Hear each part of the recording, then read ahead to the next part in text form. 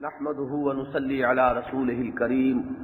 اما بعد فاعوذ بالله من الشيطان الرجيم بسم الله الرحمن الرحيم الحمد لله رب العالمين الرحمن الرحيم مالك يوم الدين إياك نعبد وإياك نستعين اهدنا الصراط المستقيم صراط الذين أنعمت عليهم غير المغضوب عليهم ولا الضالين آمين رب اشرح لي صدري ويسر لي أمري واحلل عقدة من لساني يفقهوا قولي۔ حضرات، سورہ فاتحہ کے بارے میں کچھ ابتدائی گفتگو دو اجتماعات میں ہو چکی ہے، اور پھر جو ہم نے علیحدہ علیحدہ آیات پر کسی قدر تفصیل کے ساتھ غور کرنا شروع کیا ہے، تو پہلی آیت پر گفتگو ہو چکی تھی اور دوسری آیت پر گفتگو جاری تھی جب پچھلا درس ختم ہوا ہے۔ سورہ فاتحہ کی دوسری آیہ مبارکہ اللہ تعالی کے دو ناموں پر مشتمل ہے، الرحمن اور الرحیم۔ دونوں کا مادہ رحمت ہے، اور رحمت سے یہ دو اسماء اللہ تعالی کے جو ماخوذ ہیں، تو اس سے ایک طرف تو ہمیں رہنمائی ملتی ہے اس بات کی طرف کہ اللہ کی صفات میں سے اور اس کے اسماء میں سے رحمت کا کس قدر گہرا تعلق ہے خلق کے ساتھ۔ پھر یہ کہ ان کے مابین کیا فرق ہے، تو میں نے عرض کیا تھا کہ چونکہ رحمان ہے فعلان کے وزن پر، اس وزن پر جو الفاظ آتے ہیں اس میں اسی صفت کی ہیجانی کیفیت ہوتی ہے۔ ہیجان بھی عربی کا لفظ ہے اور اسی وزن پر ہے، یعنی جوش خروش۔ اور رحیم ہے فعیل کے وزن پر، جس کے اس میں مشبہ اس وزن پر آتا ہے عربی زبان میں صفت مشبہ، اور اس میں دوام کا پہلو ہوتا ہے، کوئی چیز مستقل ہے، مسلسل ہے۔ تو اسی چیز کو مد نظر رکھ کر بعض حضرات نے اللہ تعالی کی صفت رحمانیت کا تعلق تو سمجھا ہے دنیا کے ساتھ،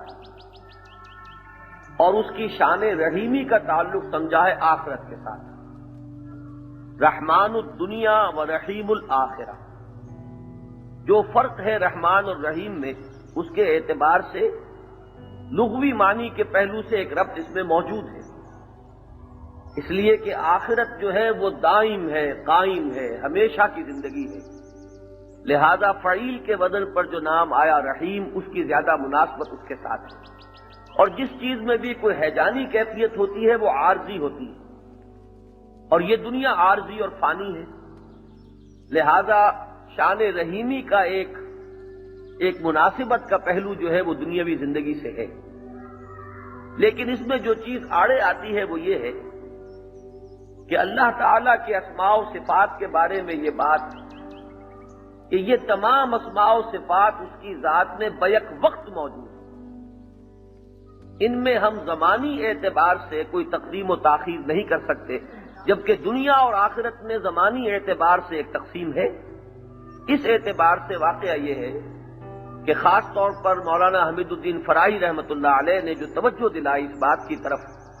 کہ اللہ تعالیٰ کی اسماء و صفات جب قرآن مجید میں آتی ہیں تو کہیں ان میں حرف عطف درمیان میں نہیں آتا، الرحمن والرحیم نہیں آئے گا، الرحمن الرحیم۔ سورہ فاتحہ میں تو یہ حالت جری میں ہے الرحمن الرحیم، لیکن سورہ حشر کی جو آخری آیات ہیں ان میں یہ حالت رفعی میں آئے ہیں، هو اللہ الذی لا الہ الا هو عالم الغیب والشہادۃ هو الرحمن الرحیم، لیکن وہاں بھی کوئی حرف عطف درمیان میں نہیں، بلکہ سورہ حشر کی جو پھر اگلی آیت ہے وہ تو اس اعتبار سے ایک انتہا کو پہنچا ہوا مضمون ہے کہ اللہ کے 8 اسماء آئے ہیں اس میں، اور ان میں کہیں بھی درمیان میں حرف عطف نہیں، هو اللہ الذی لا الہ الا هو الملک القدوس السلام المؤمن المہیمن العزیز الجبار المتکبر.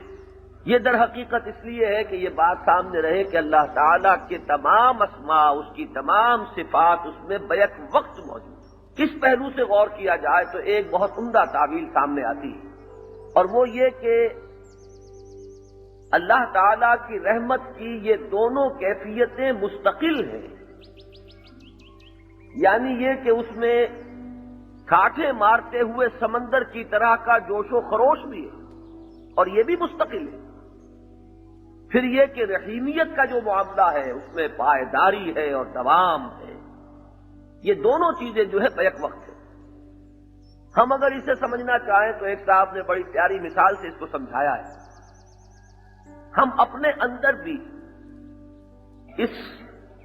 ہیجانی کیفیت کا ایک اندازہ کر سکتے ہیں اگر میں اس مثال سے سمجھاؤں کہ اگر سڑک پر کہیں آپ گزر رہے ہوں اور وہاں آپ دیکھیں کہ کوئی ایکسیڈنٹ ہوا ہے، کئی لوگ مارے گئے ہیں، کوئی عورت جو ہے وہ بھی اس میں ہلاک ہو گئی ہے، اور کوئی شیر خوار بچہ جو ہے وہ بچ گیا ہے اور وہ اپنی ماں کی چھاتی سے چمٹا ہوا ہے. اس منظر کو دیکھ کر کون انسان ہوگا کہ جس کا دل پگھل نہ جائے؟ اس کے اندر ایک جوش آئے گا، شفقت اور رحمت اور ہمدردی، اس کی ایک ہیجانی کیفیت ہر انسان اپنے اندر محسوس کرے. اور اس وقت ہو سکتا ہے کہ اس جوش اور ہیجان کی کیفیت میں کوئی شخص جو ہے اس بچے کی پرورش کی ذمہ داری لے لے. ہر ایک کے دل میں یہ خیال پیدا ہوگا اب یہ بیچارہ بے سہارا رہ گیا ہے، یہ شیر خوار بچہ، تو میں اس کی پرورش کی ذمہ داری سنبھالوں. یہ ایک ہلکا سا پرتو ہے، عکس ہے اس صفت رحمانیت کا. لیکن ہمارا حال یہ ہے کہ اکثر و بیشتر یہی ہوگا کہ اس وقت تو وہ ذمہ داری ہم سنبھال لیں گے، لیکن ہو سکتا ہے کہ چند ہی دنوں بعد یا کچھ ہی عرصے کے بعد وہ سارا جوش و خروش تو ہمارا سر پڑ جائے اور ہم یہ سوچنے لگے کہ یہ خام خواہ ہم نے ایک اضافی ذمہ داری لے لی ہے، ہماری اپنی ذمہ داریاں پہلے بہت تھیں. معلوم ہوا کہ اس میں دوام نہیں ہے. وہ رحمت کا ہیجان جو ہے وہ تو ہوا، لیکن اس میں وہ دوام اور پائیداری نہیں. تو اللہ تعالیٰ کی جو رحمت ہے اس کی یہ دونوں شانیں بیک وقت ہیں. وہ ہر آن رحمان بھی ہے اور ہر آن رحیم بھی ہے. یہ دونوں شانیں جو ہیں اس کی بیک وقت موجود ہیں اور ہمہ وقت موجود ہیں. اب یہاں میں چاہتا ہوں کہ ذرا ایک مسئلہ ان دونوں اسباق کا جو خاص ربط اور تعلق ہے پہلی آیت کے ساتھ اسے آپ سمجھیں. ایک بات تو یہ کہ ان دو آیات میں اللہ تعالی کا جو تعارف سامنے آتا ہے، ظاہر بات ہے کہ اللہ کو ہم جانتے ہیں اس کے اسماء و صفات کے حوالے سے. ذات باری تعالیٰ تو ہمارے علم اور فہم اور ہمارے تخیل اور واہمہ سے بلند تر ہے. وراء الورا ثم وراء الورا. تو اللہ کو ہم جو کچھ جانتے ہیں اس کے اسماء و صفات سے. اب ذرا غور کیجئے کہ ان دو آیات میں جو اللہ کی معرفت ہمیں حاصل ہوئی اس میں کہیں بھی کوئی خوف والا پہلو نہیں ہے، کوئی ڈرانے والی بات نہیں ہے، خوفناک کوئی تصور سامنے نہیں آ رہا. بلکہ ہر لفظ پر اگر آپ غور کریں گے تو معلوم ہوگا کہ ایک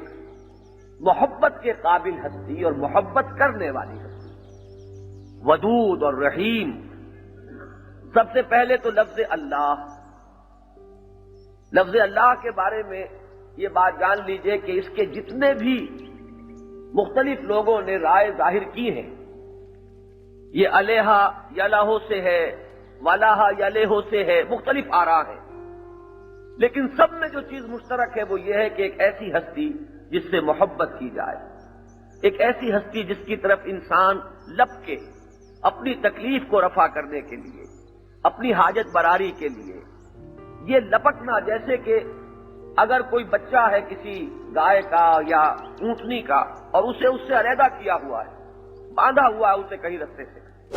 تو اگر اس کا رستہ کھل جائے کسی طرح تو جس طرح والہانہ انداز میں وہ لپکے گا اپنی ماں کی طرف، وہ کیفیت ہے جو اس لفظ کے اندر ہے.